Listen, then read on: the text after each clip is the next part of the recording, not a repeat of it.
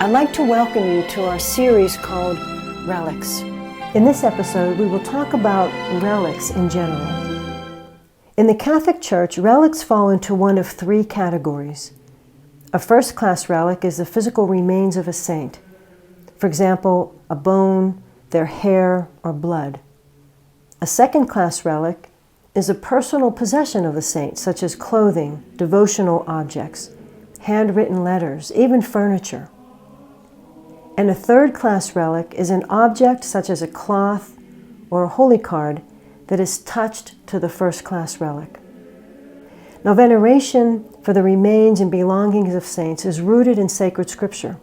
In 2 Kings chapter 13, we read of a dead man being restored to life after his corpse touched the bones of the prophet Elisha.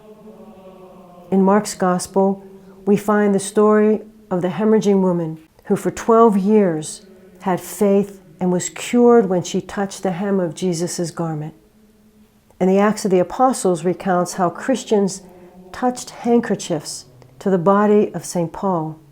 And when these cloths were given to the sick or the possessed, quote, diseases left them and the evil spirits came out of them.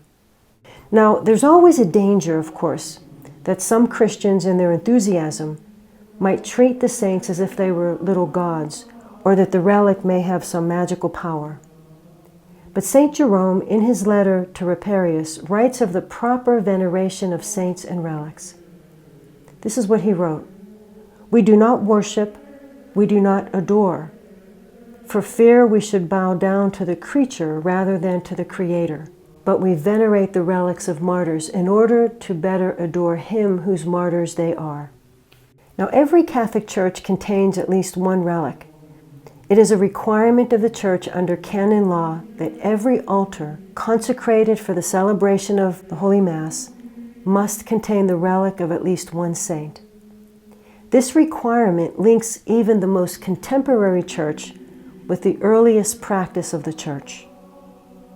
And so those of you that are interested in visiting the St. Charbel Spiritual Life Center in Pittsburgh, Pennsylvania, we have a growing collection of relics. We have the bone of St. Charbel, we have his blood, and we have a beautiful reliquary of first-class relics.